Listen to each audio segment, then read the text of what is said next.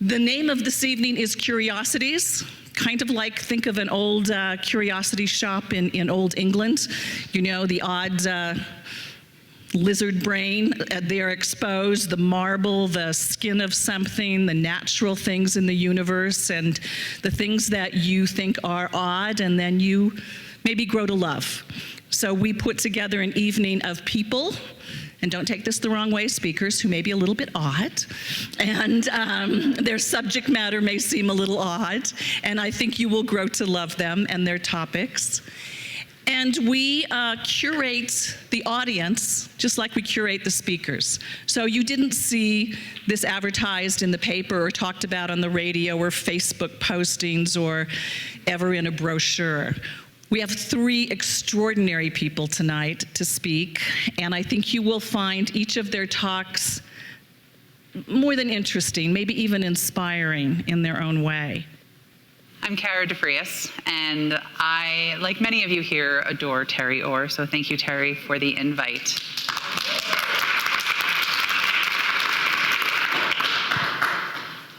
The cliff notes of tonight's talk. I am just a kid from Jersey who got really, really lucky. And that's what I thought until about 3 years ago, when I realized I'm just a kid from Jersey who worked really hard and got to see the fruits of that hard work pay off. So tonight's theme is art. You're gonna hear an artist later and a curator later. I'm here to talk about the art of creating life and what a portrait of a life lived well looks like, and some of the lessons that throughout the years I've come to realize are what drive me and what make me who I am and what get me to where I went to and where I've been and where I'm going. And what I've learned most of all is that you can't do it alone. So I'm going to tell you about some of the people who are important to me. So there's 3 lessons when I think about my life. I'm going to start with a story. When I was 6, I was swinging on the tire in my grandparents' backyard, and my grandmother came out the back door, threw it open, and said, "Kara, get in the house." I said, "Okay, Mom, one more swing." And she said, "Nope, the light's going. You need to come in now." So I went into the house. Tutu was sitting there. It was 4 p.m. So that meant Tutu had his 4 o'clock beer and his 14 Ritz crackers, because that's what he had every day at 4 p.m., and his cigarette. And my mom handed me Tutu's camera and said, "I need you to go down to the neighborhood school and take a picture of the sign, because your Aunt Bunny, it was just officially named for her." So being 6, I was excited to go on an adventure at 4 o'clock. I knew I had to be back by dinner. So I walked down to the school. It's this, imagine a 6-year-old kid and a big camera. It's a Minolta, it's an old workhorse. And I got to the school, and I must have taken 20 different angles, 2 million pictures. If you're 6, 12 pictures is 2 million, right? And that was when there was film. So that actually cost a lot of money that I took that many pictures. And I got home, and my mom said, "Good job." And a week later, because then remember with film, you send it out, it gets processed, it comes back. She showed me the picture, and she hung it up in the den. And to the day she passed away, that picture of Aunt Bunny's sign at Aunt Bunny's school stood. And that kicked off a lifelong passion for photography. I would take pictures of everything. And in fact, Tutu's camera, over the course of 16 years, really became Kara's camera, because I took that everywhere. I took it on vacation. I took it to Washington. I took it a great picture when I was a kid of the White House. Little did I know later. But what I realized was I went to college, I majored in theater and English, and my first job out of college was as a photojournalist. And I learned very quickly that I hated getting paid to take pictures. Something I had loved for so long, I no longer liked, because I was getting paid to do it, and there was a pressure that came with that. So the thing is, with a 6-year-old, what is the question that most children ask that drives most adults crazy? Yes, I loved asking that question all the time. And it was that curiosity, that openness to being curious and asking questions, that when I was a junior in high school, I saw that my friend the summer before had gone to Germany. And I said, "Well, how do you do that?" She said, "You just have to apply to be in an exchange program." And I said, "Well, I don't want to go to Germany because they don't speak English," because I was a kid. But I decided to go to Australia. and it was $3,500. So that leads into my next life lesson that I figured out is be bold. So I walked up in our little town of 9,000 people in South Jersey, and I went to every single small business owner, and I knocked on their door, and I said, would you like to support a student studying abroad? And every single one said yes. So I raised all but $800 just by showing up. And that was something that's really stuck with me throughout my life is there's the step up, show up, or speak up. But in whatever you do, be bold. My mother, bless her heart, she's been an RN for 42 years. She started in labor and delivery. She ended up in gerontology. So she started with welcome to the world, and now she's helping them out. There's a beauty in the dichotomy there. But my mother always said, always ask, because the worst they can tell you is no. So in college, I said, I want to be an RA. I want to, take care of a floor. And they said, your personality is a little bit big for that. And I said, okay. And then so instead I applied to study abroad in England for a year, because why not? The worst they could say is no. I got into that. And to this day, I have friends from the past 20 years who are still there with me every step of the way. And that curiosity kept going, right? I didn't make, the trip for nothing. Let's play soccer while we're there. Let's play basketball while we're there. Let's just do everything we can to soak in all these experiences. So the be curious was interesting to kind of wrap up that before we get into the rest of Be Bold. Be curious. When I was working for the White House, my fellowship was coming to an end. And I was really struggling because here I was doing a great thing for a great organization that had a great impact, but I'd come from TurboTax, which is arguably the biggest intersection between the government and the people. And I was doing a lot of...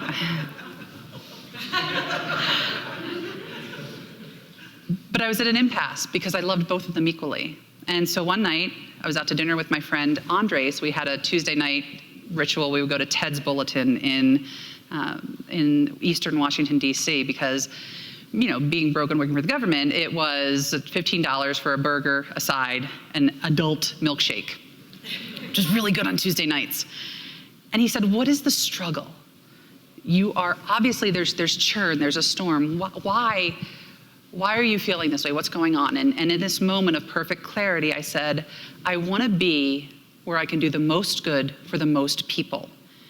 And I don't know which of the two is the right answer right now. So the spoiler alert is I went back to TurboTax for a couple of years, and we'll get to that a little bit in a little bit of how I got back to DC. So be curious. And my life mantra became, where can I do the most good for the most people? Now, it's interesting. My whole life had been leading up to that statement, but I didn't know it. I had done volunteer work, soup kitchens. I did pro bono work starting in my 20s, where every 6 months I would take on PR, comms, and social media for preferably a small woman-owned business. I love small businesses. I think they're fantastic. Our caterers tonight are a small women-owned business that are just wonderful. If you had the soup and the carrots, just wait till dinner comes. And I'm sorry, white dudes, I know you've got a lot going for you, so that's why I focused on women, because I think we need help more, and we have to lift each other up more. But all that volunteer work, all that pro bono work, that's where I was doing the most good for the most people. But there was always this question in the back of my mind of, am I doing enough? Always asking myself, am I doing enough? Am I doing enough? I don't sleep a lot because I'm doing a lot. But it kept nagging me, am I doing enough? So the be bold. Now, show of hands, how many people have ever seen a TED Talk? Okay, the rest of you, I don't know how you know Terry Orr, then you haven't seen a TED Talk, but we'll just run with that. So I heard there was this new thing in 2010, 2009 called TEDx, where TED was letting their brand go. They were just like, here's a guide, here's some rules, here's our license, have at it. And I got really excited because I live in San Diego, and I found we were getting one in San Diego. So I went out to the website, and I filled out a form. Remember, my mother said, what did she say? The worst they can say is no, and always ask. So I went out to the website, and I filled out the volunteer form, and I said, please let me be your janitor. I don't care. I really just want to work on this show in whatever capacity you think would be most helpful. So that kind of servant mentality. And then I said, P.S. I've worked on a couple big events if you think it would be helpful. In my mid-20s, I blew through Women's World Cup '99, the Oscars, the Emmys, the Super Bowl halftime show. I figured he probably would have heard of one of those. About 4 minutes after the email was sent, I got a phone call from the gentleman who organizes it, Jack Abbott, and he said, "Can you be our director?" So I'm on the phone going, but the body language is, yes. And that set off so many good friendships and such a great relationship. I ended up founding TEDx Intuit at work because I believed in the power of ideas worth spreading. And again, going back to that pro bono work, going back to small businesses, taking people who have an incredible story and helping to amplify it and take it to the next level. So be bold, show up. Now, where be bold served me most was the first time I got cancer. 1999, I had a mole on my arm that just kind of got a little bigger and changed a little bit of color. The first time you get cancer, which obviously you can tell there's gonna be more because this is the first, right? First time you get cancer, it's very scary. And you call your mom and you're crying because she's a nurse and she makes everything better and they take it out and you're fine, which is great. But then the second and third time it happens, you stop thinking about yourself and you start thinking about others. Second time, I knew how to tell my coworkers. I knew to take them aside. I knew to let them cry. I knew to let them give me advice because that's how they heal and that's how they help. But that being bold in the face of cancer made me realize that it doesn't matter how nice I am to anybody or what a good person I am or how much pro bono work I do. It's how you react when the going gets tough that defines who your character is. And I chose to be bold. So if you want to see any hashtags around fuck cancer, just visit my Twitter feed because it's all over the place. So it was bold with a side of wildly inappropriate humor, but that's how I coped. And that's how I got through things. It also helps because that resets what's important. Does it matter that somebody cut you off on the way here? Does it matter that you ate the carrots with the trout pate, even though you really don't like liver? No, it doesn't matter. Does it matter that you didn't get the promotion work? Okay, maybe that one matters because you worked really hard for it. Point being, the next time somebody cuts you off, the next time you feel yourself getting riled up, choose to be bold. Choose to ask yourself, does it really fucking matter? And take that energy and that anger and turn it to the person next to you and give them a hug, or remember the kid or the puppy who made you smile. In fact, turn to the person next to you right now and tell them something you like about them. And the only thing you're allowed to say in response is thank you. Go ahead, take a second. All right, so there's a lesson in that too. By a show of hands, how many people, when you get a compliment, in fact, don't even show hands because you know you do it. Think about when you get a compliment, how many of you start rebuking it and saying why they're wrong? Your hair looks good. No, you know what? You're gonna tell me, no, I didn't blow dry today. Your pants are amazing. Oh, my partner picked them out. Right? Practice saying thank you. It's a different outcome when you focus on thank you. So be curious. Figure out, what is your thing that makes your heart sing? For me, it's where can I do the most good for the most people? Right? Be bold. And that doesn't mean being rude. It doesn't mean be a jerk. It just means believe in yourself enough to show up, stand up, and speak up. So the last part, and this is going to sound a little wonky, be critical, not of each other. I've got Facebook and Twitter full of people being critical of each other and people they don't even know.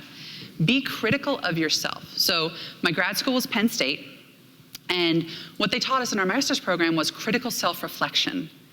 And if you think back to the questions I've been talking about, where can I do the most good for the most people? Why?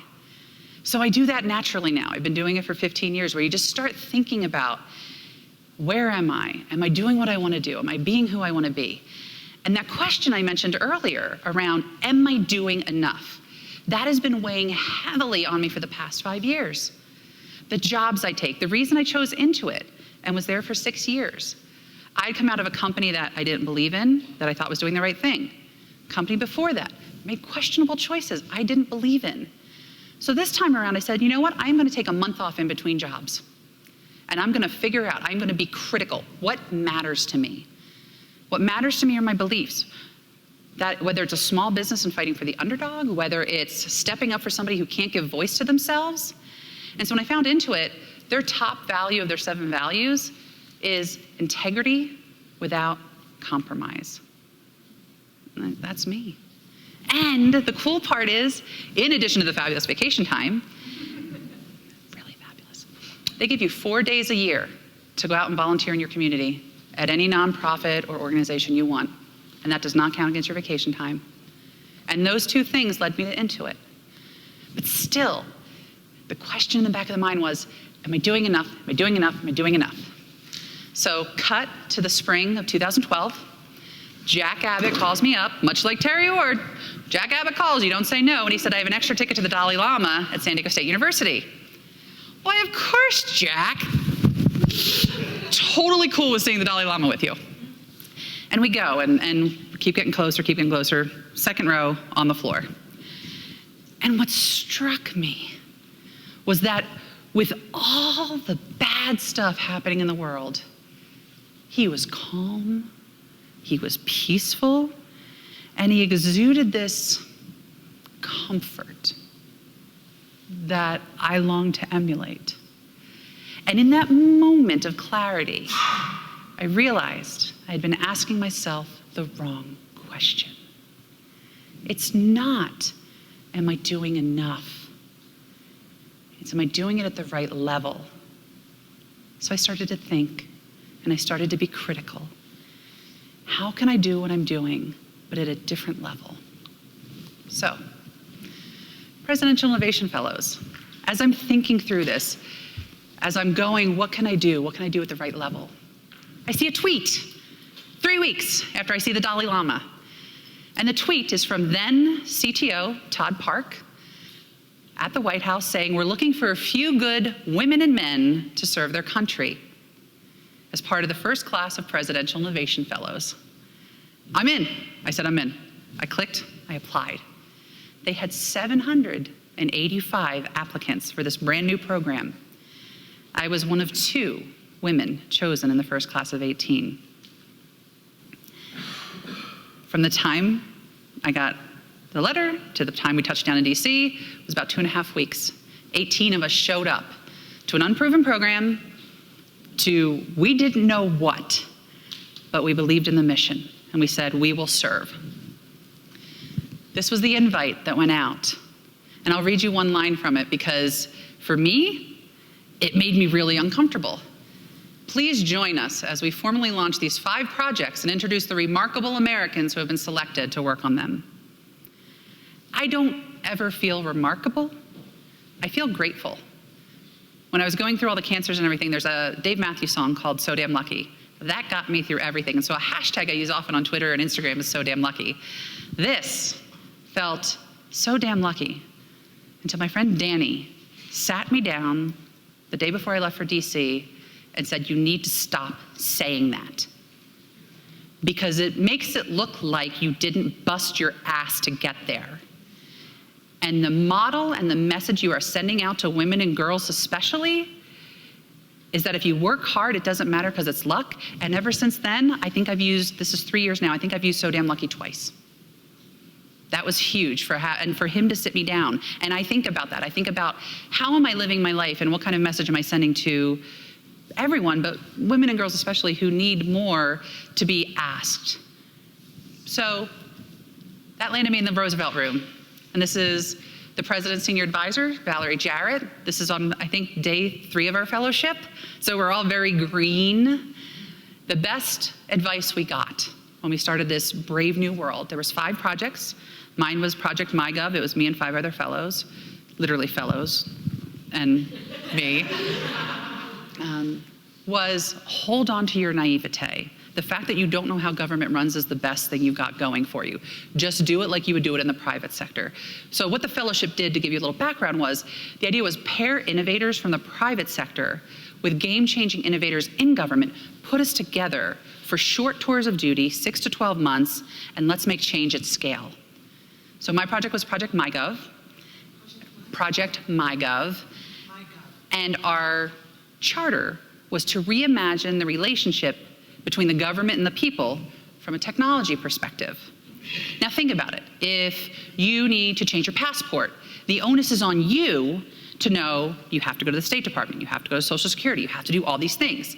That's backwards. The government should be serving you. So we said, let's create one central location where you come and say, I want to change my passport, or I want to do something else. And we tell you, here's all the places you have to go. So it's taking the burden off of taxpayers and citizens and people who aren't citizens, because remember, government serves a lot of people, and making it more user-friendly. Also led to a meeting with this guy. This was the third to last day of our fellowship, and all 18 fellows met in the Roosevelt Room, and we briefed President Obama on the status of our 5 projects. Now you might say, wow, you were lucky you got to sit next to him. Let me assure you, they tell you where to sit. They tell you exactly what to do when you meet with the president. But he was wonderful and lovely, and he asked, how are your employers dealing with you being gone, and are they supportive? And I was happy to report, yes, TurboTax very much supports this. These are the other fellows on my team. This is a day after we briefed the Deputy Chief of Staff. And it's quite a remarkable feeling.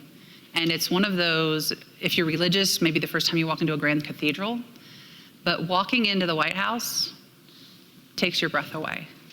To know the history, to know what you are solving for. So we actually went for our project. We went to the Library of Congress, we went to National Archives, and we studied historically both how the government communicates to the people and how the people have communicated their wants and needs and desires to the government. And what's interesting about that is the words they use, 1700s, 1800s, it's very concise, very small words, very short words. It's not that different than tweeting nowadays. And when you look at the visuals from the propaganda posters from the wars, big visuals, bright colors, not a lot of words. You have to get it across like that. So we tried to pull that essence and that spirit while also honoring our legacy, because we're really just a 239-year-old startup if you think about it. As a country, we got a lot of bugs to work out still. And it was work, and it was long days, and it was very, very rewarding, but it was also fun. So election night in front of the White House, we watched the election up at a bar in Adams Morgan. When we knew Ohio was won, we said, we're calling an audible, let's go down to the White House. And the first flag I see is the state I live in, California. So this was another thing. If you put under like things I never thought when I was 6 that I thought would happen in my life, sending a text to a friend from college who came down for a garden tour. I said, I'm at the White House, I'll meet you in the front. And chalk that up or something never thought I'd say. I will say the president was very supportive. He remains very supportive. So I work for 18F now as senior advisor to the head of 18F. We are partners and sister organizations with U.S. Digital Service, which is in the White House. We reside in the General Service Administration. But both of ours together, as Terry mentioned earlier, we are Obama's stealth squad. We are his geek squad. We are the ones who are helping make government better by bringing technology into the 21st century. A couple of examples. This summer I worked on the new 10 project with Treasury for putting a woman on the $10 bill. Our organization has also partnered and done Every Kid in a Park. So if you've heard that every 4th grader and their family can go into national parks for a year for free. That's huge when you think about what that means to get children out into the natural resources. One of the best comments we heard last week was someone said, we went to the national park and it was better than Disneyland. I will take it. So to wrap up, I don't think I'm a remarkable human being. Part of me will always feel like that kid from Jersey who got really, really lucky. But with age comes wisdom. And I recognize now that it's because I always showed up or stood up or spoke up.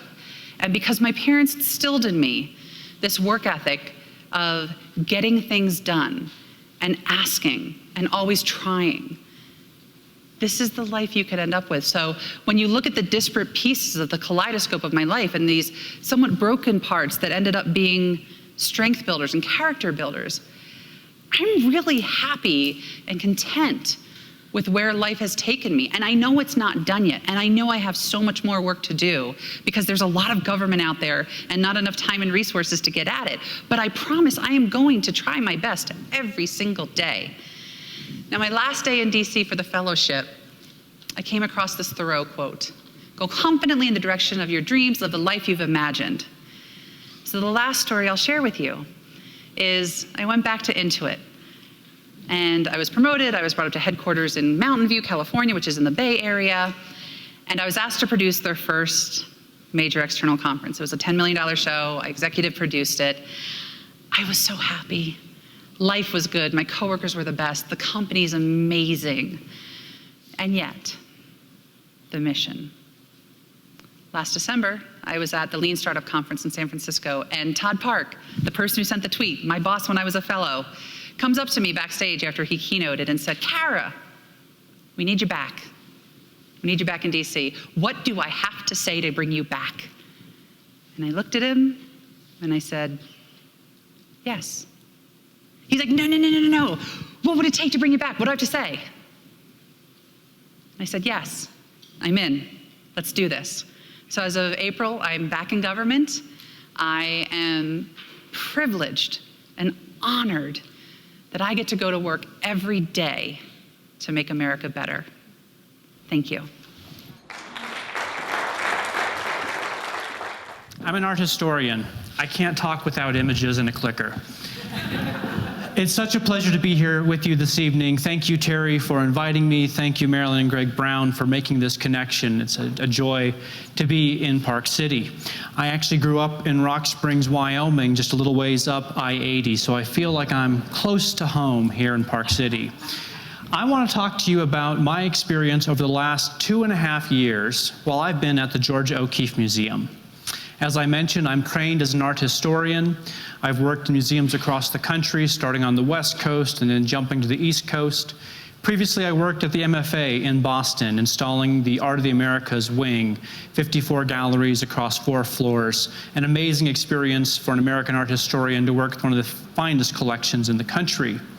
And then I got a call from the O'Keeffe Museum, and they asked if I wanted to come to Santa Fe and work for the O'Keeffe, and I said, not at all. I'm not that interested in Georgia O'Keeffe. I don't want to work for a single artist museum. And I know Santa Fe very well. My dissertation was about Santa Fe. I know exactly why I don't want to live in Santa Fe. They were persistent, fortunately. And I talked to the director, and I was so inspired by the vision the organization had for going beyond one life and making her model, her experience, meaningful for generations to come. It's a very ambitious organization, and I've been thrilled to be a part of it. In that time, we've had some fun, including this amazing sale of a painting for $44.4 million, which I'll talk about in just a moment.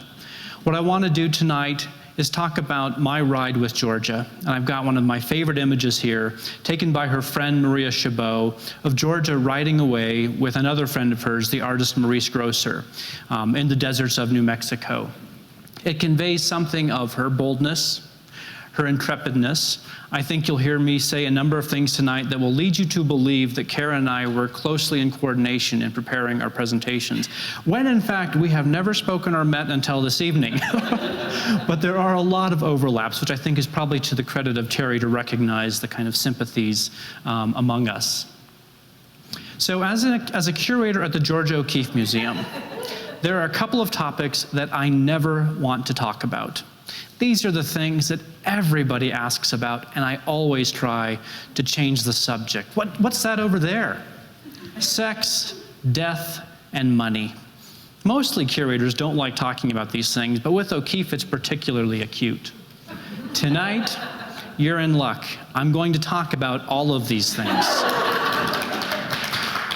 Starting with the most important, of course, and the easiest, frankly, sex.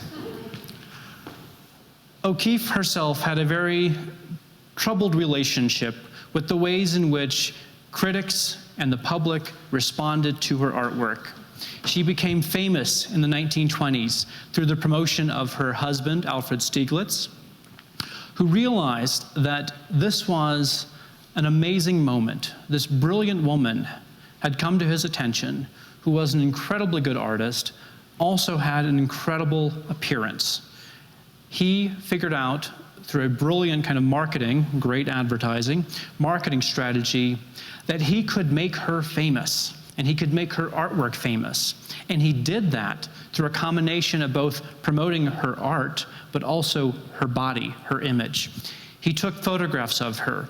He made one of the largest modern portrait projects in conceivable history by taking photographs of her in all stages of her life through many, many years.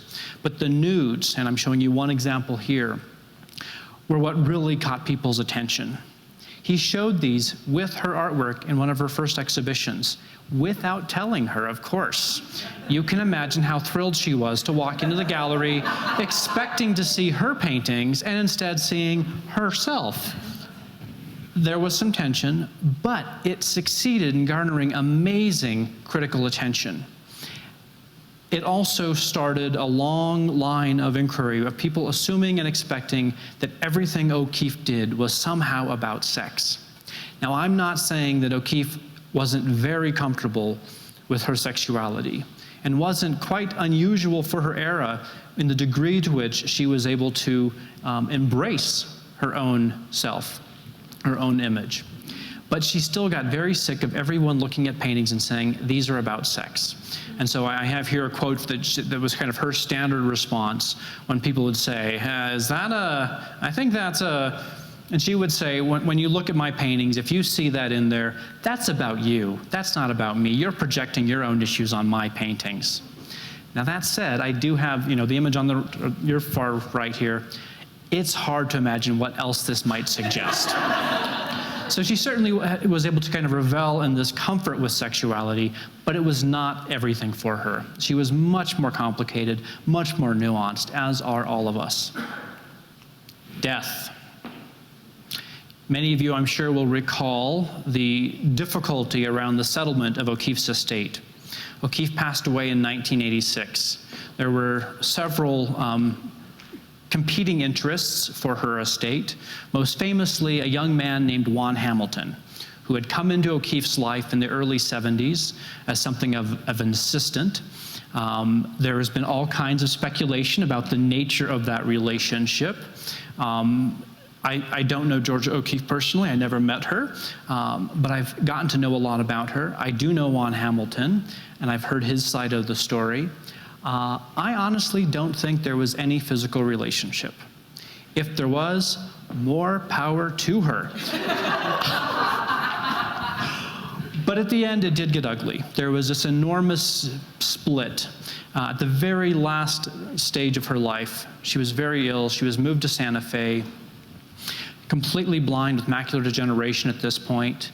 She signed 3 codicils to her will in a very short period of time. The last codicil gave everything to Juan Hamilton. Not surprisingly, the family did not like this decision.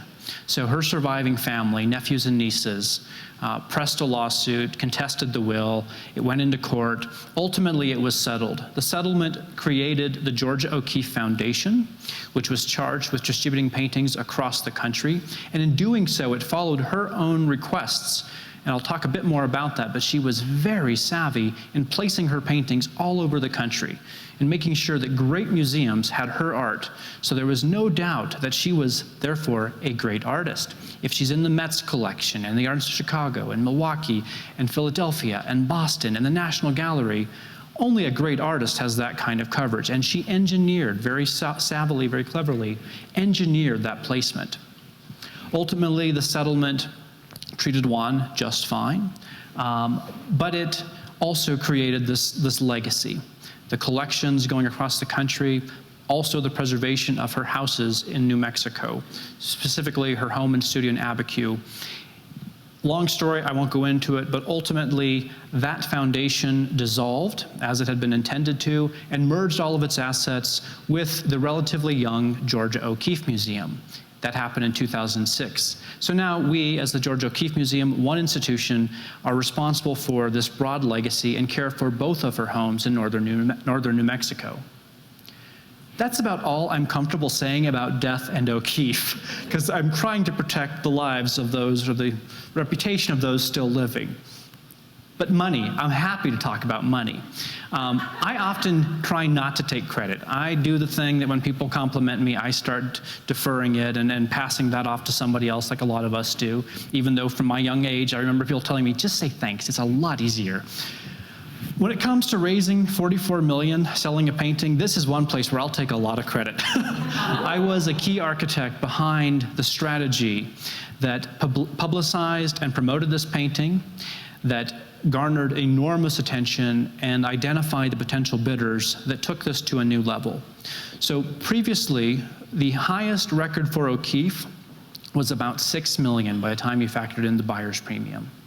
The highest record for any work by a woman artist ever was at $11 million for a Joan Mitchell abstraction. So to achieve more than 3 times easily for a work by a great American artist who happened to also be a woman was a really significant achievement and something that I'm incredibly proud of. It allowed us to both perpetuate and extend her legacy. It brought enormous international attention. It's not coincidental that within a week of the sale, I got a call from the Tate Modern saying, we'd like to do a Georgia O'Keeffe retrospective. And next summer in London in July, as one of their 2 major blockbuster shows, they're showing Georgia O'Keeffe. The other major artist. It's incredibly exciting. One of my missions is to make sure that O'Keeffe's legacy lasts far into the future and she has a broad international reputation. I can't find a better venue than the Tate Modern. It's perfect. They're interested in O'Keeffe, and their other artist next summer is Rauschenberg. Good company for her to be in. Very proud of that. So why did we sell this painting? If we're the Georgia O'Keeffe Museum and our mission is to preserve and perpetuate Georgia O'Keeffe's legacy, you would think we'd be reluctant to get rid of one of her paintings. Well, I'll tell you, it was not an easy decision. We obsessed over this. Curators in general are very acquisitive. We like to gather and collect things. That's our nature. If we have to lock everything in the basement to protect it, we'll do it, believe me. But in this case, we really were convinced, the administration, the trustees, the donors who gave us this painting, as well as my colleagues in the curatorial team, that this was a key for our future. We want to be able to represent the full breadth of Georgia O'Keeffe's creativity. We have the largest collection of O'Keeffe's, which sounds very impressive, but in reality, that means we have about 140 oil paintings. An average exhibition might have 60 works. You can go through 140 paintings very quickly. I'm lending 25 to the Tate Modern. We're the single largest lender for that show. At the same time, I've got an exhibition opening in Australia a month later. I'm lending 30 works to that show. You can do the math. That's a big chunk of my collection gone. On top of that, our collection is selective in representing only a few periods of her life. So we're very eager to be able to represent the full breadth of her life. We can do that with this acquisitions endowment. So all the money raised from this sale will fund an acquisitions endowment, allowing us to continue making purchases for years to come. We worked with Sotheby's on the sale. We thought very carefully about which works to sell. I went through our entire collection. I eliminated all the works that we couldn't sell because of legal restrictions. If donors had placed restrictions on the work saying, you can never let this go, we of course recognized that and honored that. And then we had a choice. We had a list of about a dozen works. Some were okay, some were pretty bottom of the barrel, and some were exquisite. And I could have sold 10 of those mid-tier to lower tier works, and I might have made 10 to 12 million.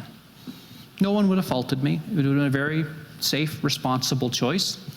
Or I could do something bold, something daring, and something that was a little bit frightening at the time, and go for one of our masterpieces, sell something that no one would have expected.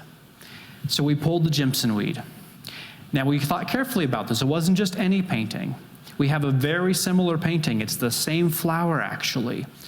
I didn't tell any of the buyers or potential buyers at the time, but the one we kept is actually better. No one tell Alice Walton. I haven't told her this yet either. Just a spoiler, Alice Walton, the Crystal Bridges Art Museum in Bentonville, Arkansas, another small world connection, ended up purchasing the painting, and it's now on view in their galleries. So it was an incredible decision to make that we were going to let this amazing painting go, but we knew that it would achieve the highest results possible and set the stage not only for our great advancement in our acquisitions fund, but also for really pegging Georgia O'Keeffe as one of the most significant artists of all time. And by reaching that 44.4 million mark, we did that. We're still waiting for other artists, other women artists, to start coming up with us, but the market is moving, and I'm very, very proud of the fact that we raised the bar so significantly. After the sale was done, we were cautious about publicity. We'd worked with our PR team to really strategize about the messaging so that we'd be ready to tell anyone that asked, why did you do this? How did you make the decision? Did you have the approval of the donors and so forth? And we had all those things lined up. You've probably heard cases of museums that have deaccessioned artwork and it hasn't gone well. They've done it for the wrong reasons. They did it to pay off their debt. They did it to build a new building. Generally in my field, the high road is you only sell art to buy more art. That art was given to you with that purpose, and if you're going to monetize it, you need to reinvest that in your collections. So we wanted to be a model of an organization doing everything right, and I think we pulled it off. I'm very pleased with my team and all of the folks that worked on managing this sale. When it was all said and done, I come back, we go to New York, and we have this amazing moment on the sales floor, and the auction is going higher and higher, and we put the estimate at 12 to 15. So we're already twice her previous record. And in my heart of heart, I thought, okay, I can't oversell this. If I tell the board that we're gonna make 30 million and we don't, I'm gonna look really bad. So my number was 18. That was my ambitious but safe number. If we get to 18, I'll be happy. We got to 18, and then 19, and then 20. And I think that's the moment where I gasped audibly and fell back in my chair and just kind of sat there watching. We were in a little sky booth above the Sotheby's floor, watching as it went 21, 22, 23, 24, 25. It just kept going. It was insane. And then it started to slow down as it got into the 30s. And we kind of would watch from one bidder to the other, and there's a bit of a battle back and forth. It was truly incredible, an unforgettable experience. We come back to Santa Fe, kind of riding this high, still in shock, not quite understanding what has all just happened. And the news media is very interested in this story, particularly locally in Santa Fe and Albuquerque. One of the Albuquerque stations comes to Santa Fe, and they decide to do kind of a man or woman on the street interview outside the museum. I'm nervous. This could go badly for me. How dare that museum sell part of their treasures? What were they thinking? This is obnoxious. They're greedy. They're this, they're that. So they grab a random woman walking down the street, and they say, did you hear the O'Keeffe Museum has just sold one of their paintings, one of her paintings, for 44.4 million. What do you think of that? She does not work for me. I did not pay her. She was not scripted. Without thinking, she said, I think George would be very proud. It's about time. Thank you. That is exactly what I wanted to hear. And Georgia would be very proud. She was very excited in the early 80s to see her artwork sell for $1 million. She actually had record-breaking prices in the 1920s. She was one of the most valuable artists at the very beginning of her career. So she always cared about money. That's not to say she was materialistic, that's not to say she was greedy, but she always understood the importance of having the resources to do what you love. So I want to now kind of bring this back around to things I've learned working so closely with the Georgia O'Keeffe collection, working with her homes, spending time at her properties. First, I've learned that it's important to live with intention. It's not enough to be nice in life, you've got to have nerve. Everything O'Keeffe did, she did with careful thought. She reviewed every aspect of her homes, her gardens. There's nothing that she did that she wasn't intentional and meaningful about. Her notes of her garden list explicitly where she wants to plant, which plants. She obsessed over which varieties of seeds. She arranged things in ways that were not only good for the plants, but also aesthetically enjoyable. In the design and remodeling of her homes, she made very savvy decisions about how to rearrange, make slight changes, block off walls, open up doors, to define a space in which she could work. which she could have her studio and her bedroom separate, where she could have her studio and bedroom separate from the rest of the house to focus on her artwork and do that thing that she thought was most important in her life. And that was doing her thing. In the 19-teens, around 1916, we're just coming up now on the 100th anniversary of this moment, she's really wrestling with what to do with her life. She grows up on a farm in Sun Prairie, Wisconsin. Her parents are upper middle class, but her father, or at least her mother's side is, her father is one of those folks who kind of had the reverse Midas touch. Everything he touched turned to stone. He just could not make a living. He tried one thing after another, and they all kind of flopped. So as a young woman, she basically realized she had to figure it out. She had to find a way to make a living. There weren't a lot of career options. She went into teaching, and she was very dedicated to her teaching career, almost a decade spent teaching. But there was a moment where she had to decide it was time to do something else. And she's teaching in Columbia, South Carolina, and at night, sitting in her apartment, laying out papers on the floor, and starts with charcoal, and realizes that she's got these ideas in her head that are unlike what anyone else has taught her, unlike anything she saw when she was in art school in New York or Chicago. And they're hers and hers alone, and she has to get them out. And she trusts herself, and she does that. And she creates some of the first pure abstractions ever made by an American artist. Things that are completely products of her emotions, her imagination, and her experience that don't look like anything in the world. They're not reflective of any visual perception. They're hers. And that becomes the basis for her career. As an art critic recently wrote about her, at this point, she's one of about a dozen people in the world that have the confidence to do this. Picasso is launching Cubism, but even Cubism is reflective and representational to some degree, revealing multiple facets of a space or an object.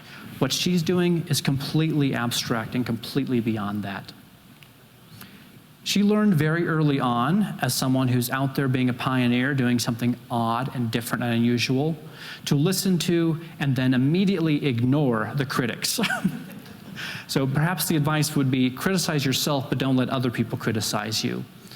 She understood they were important for her career. She engaged with them in correspondence, openings, and so forth. Some became friends, but she knew ultimately there were only really two people whose opinion she cared about, her own and Alfred Stieglitz's, her husband.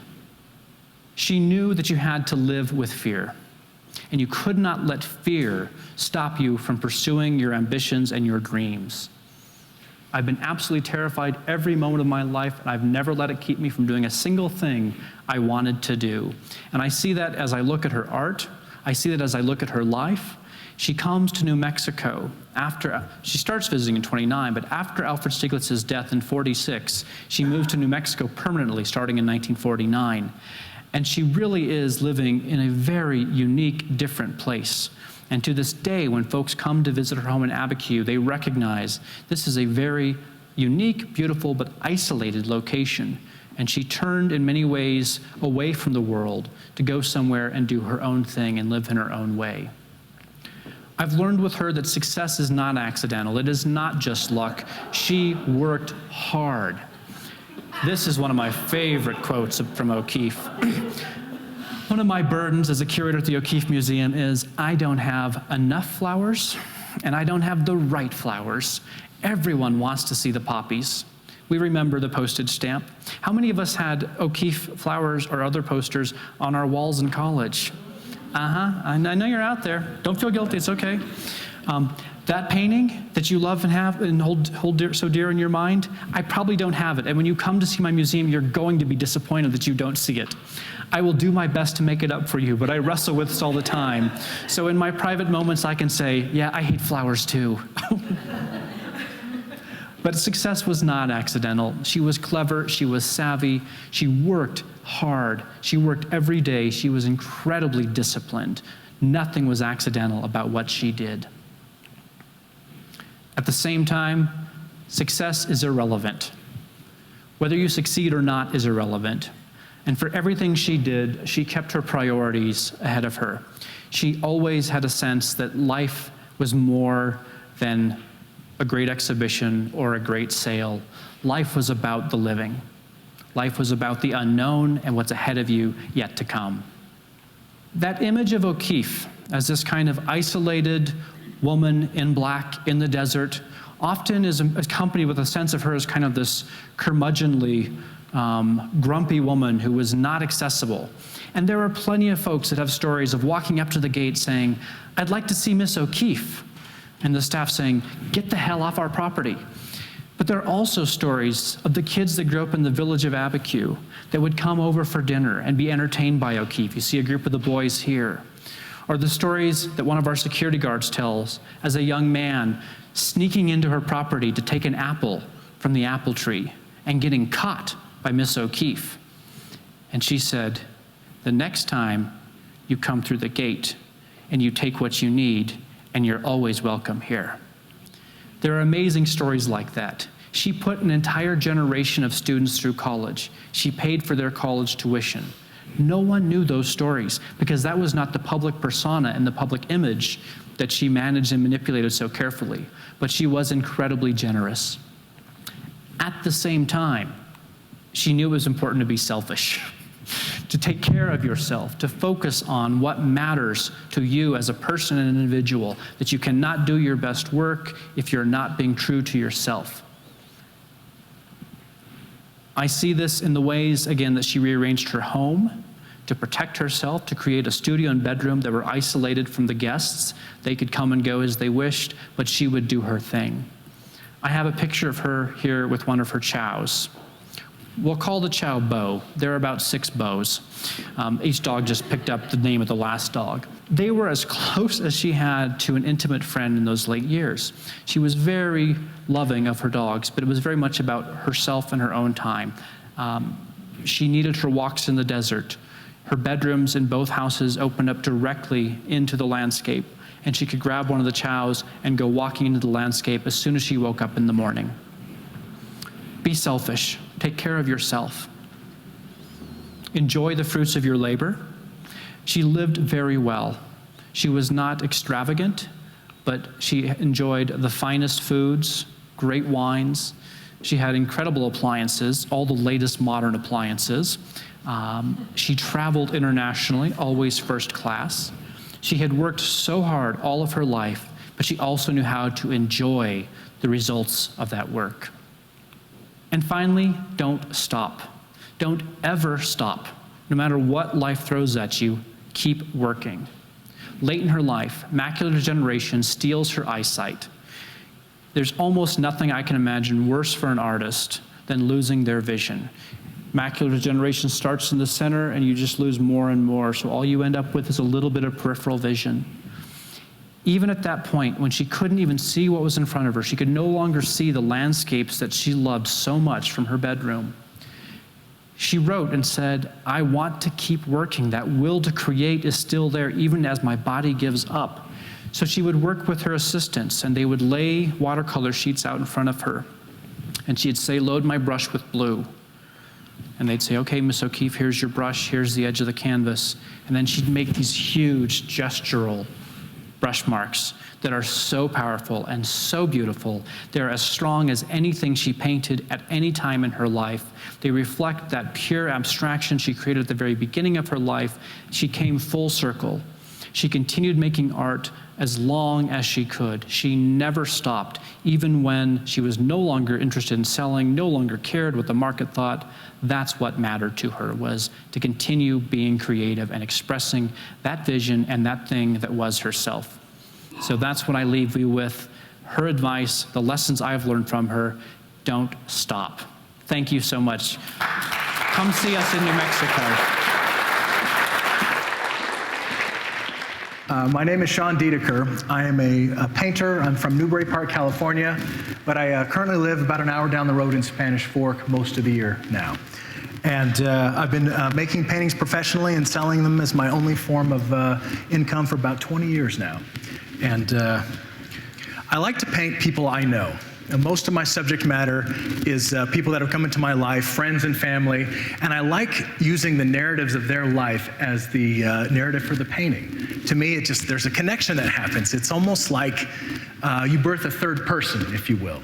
So I like the idea of making something that's not just a decorative piece that's pretty, but something that I couldn't create without them and that couldn't exist without me. And then 500 years from now, when I'm gone and they're gone, this document of our relationship or our connection is still there hanging on the wall. There's not enough time to go into detail of all the paintings and all the stories, but this particular one's called Guarding Destiny, and it was about a woman named Elle that used to take care of young women at a women's shelter. And as I got to know her, she explained some of the stories that happened within the shelter, and that became the narrative for the painting. So travel. A lot of my paintings are based on travel. I don't know if you found the same thing, but I have found if I'm stuck in the studio or doing anything for a long period of time, especially over winter, that it becomes routine, it becomes work. The inspiration's not quite there. And I found if I remove myself from that studio and I go somewhere and live somewhere for extended periods of time, the inspiration just falls out of the sky. I can't paint fast enough. I've got too many ideas to even put on canvas. And I was doing going through some of the imagery I had before. This is an article from about 10 years ago, one of the cover stories for Southwest Art. And it reminded me, I was traveling, even back then and grabbing these stories. And for those of you that know me, I thought you could have a good laugh at the long hair days. I also did I did a show in New York a few years back. I basically wanted to take an impressionistic approach to some of the New York City cityscapes. I love Van Gogh, and I like painting the way the city felt rather than what was actually there. And so this was by the gallery I had out there, the Cody Gallery. They were out there on Broome Street, and this is out on Bleecker. Some reactions to September 11th that affected me, like I'm sure it did most of you. And so, as an artist, you feel like you have to say something. There's a voice about it, and these paintings were about that. This is my granddad. And Cody was talking about New Mexico. I lived my first 8 years in New Mexico in a little town called Farmington. And my granddad had a trading post, and he used to trade with the Navajos. And my mom always had Kachina dolls and Navajo rugs. And as an artist, you want to explore more about yourself. And I wanted to explore my heritage. And so I started doing a series of paintings based on Maynard Dixon approach to painting. And those of you that know Maynard Dixon, he's like the greatest Southwest painter ever to me. And so this is one called Yellow Sky that I just finished a few months ago. And then this one was a special painting. This one's called Medicine Man. And I finished this about a year ago. And something that I think was very unique that never happened to one of my paintings before is it actually received a blessing from an actual medicine man. And we had some cameras there on site when this happened.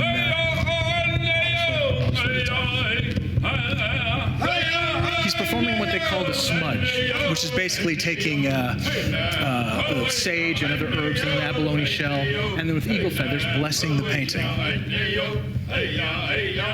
We did this unveiling up in Salt Lake.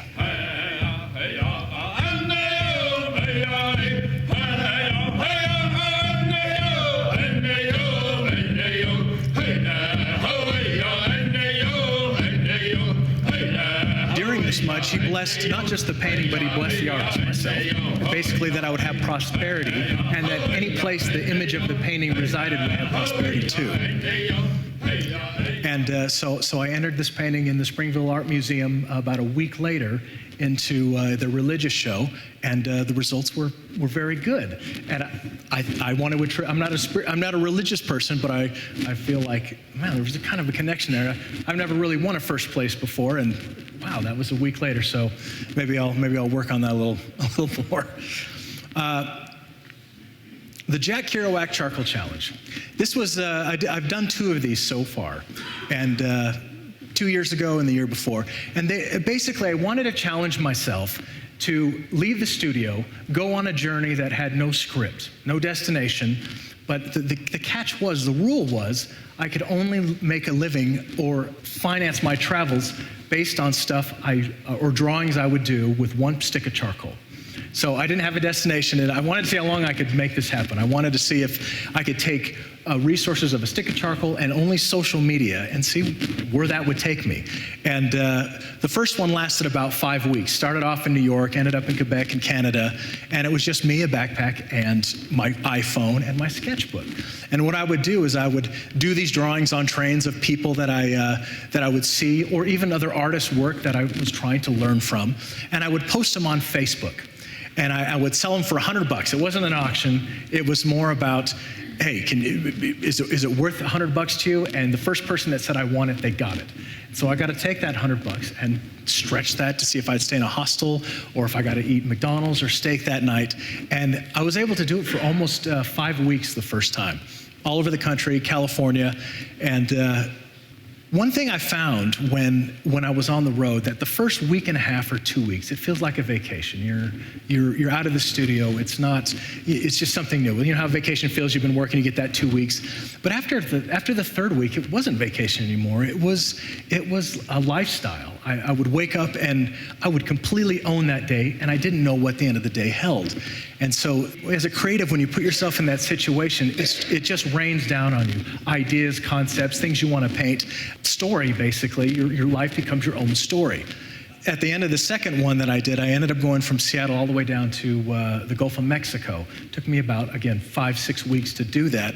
And I would trade. I took camping gear. I traded in an old gun that I had, and I bought a really nice light tent and sleeping bag and all that. I was ready to camp. And I didn't have to use it one time because all the hotels, resorts, and other people on the social media put me up. So, when I would sell a drawing, I could rent a car for 3 days, and I would do that. And some days you'd have to sleep in that car. But other days, I would stay in $1,000 a night hotel rooms. And so this contrast of not knowing, it was fantastic. I felt extremely alive, especially when I got down into Ensenada, where just walking down the street, I was arrested by 6 police officers for no reason whatsoever, just walking down the street. And they pull me over. They have me empty my pockets out on the back of the police car in the middle of the street. And nothing scandalous in there, except one of the officers, and I watched him do it, took a small ball of crack and put it with my items. No joke. And they were trying to shake me down. And so at this moment, I'm rethinking, wow, you may have made the wrong choice doing this. And something just incredible happened after that. This old man with a coffee-stained blue shirt, I remember it specifically. He's walking by, he looks at the officers. The officers are paying no attention to anyone on the streets, but this guy walks by, has his hat on, and they give him his full attention. And he basically looks at me, and he just puts his finger to his mouth, and he says, shh. And the officers take me back to the hostel, just like that. I don't have any idea what that was about, but that was one of those experiences on the road, and it was one of those things I never would have experienced other than having the freedom to do it. All right, canvassing the world. We've been talking about art all night. Many of us have been to museums, and I like I said before, I really enjoy the contrast of knowing the story behind the painting and the actual painting itself. So when I'm in the Met or the Musée d'Orsay, you see these paintings and they're largely celebrated by the application of the medium, not necessarily the backstory of the people in it, especially the artists that weren't taking commissions, the artists that were just painting what they wanted to paint. So I was always interested in the backstories of paintings, and believe it or not, in most major works, there's very few stories that you actually get the content of what the painting's really about. And so I thought it would be an interesting idea to be able to tell some of those in my own work. And so I had gotten divorced years and years ago, and it was hard times, and I had nothing to lose. So I bought a camera, and I went to Europe for 2 months. And it's kind of a funny turnaround, because the last time I did this was a week before I actually went to Europe for 2 months to try and document some of these stories. The idea was to basically tell human interest stories from the perspective of a painter, but disguise it as a travel show. And so, we start off, I have no idea what I'm doing. I'm taking a camera. I'm filming some of the people. The ISO is too high. The audio quality is terrible. Most of the footage I took was unusable, but it really gave me the time to learn how to perfect that craft. And this is one of the stories from Bali, which we had just been living in since January. So this was just one segment. We've been living in Bali from January till about May, and the whole episode was about an hour long. And the concept is every destination has a painting that's unveiled at the end. And one of living in Bali, it was fantastic because we were like the only white people in our neighborhood, or Banjar was what they call it. And there was this great little noodle shop just up the road, and you felt like you were really immersed in the culture. And when I would go to this noodle shop, there was this woman, we called her the beggar woman, and she would come to your table, and she would have a bag full of old flowers. They weren't potpourri or frozen or anything like that. They were just wilting flowers, and she'd put them on the table, and then she'd put her hand out and ask, for a few cents. And so, I would oblige, and I would give her 10, 15 cents every time. And but the more she kept doing this, the more I thought, oh, this is a beautiful person. And so probably the seventh time that she approached, I asked her if I could take a photograph in exchange for some money instead of the flowers. And within the Bali episode, there is a painting, and nobody's seen it yet, but I would like to unveil it here tonight. And it was based on my experience with this woman who didn't speak in English. We didn't communicate, but there was just something about that interaction that I had about I guess getting to know someone that you can't really get to know in a way. And so, if you would, this is the painting here. See if that'll go there.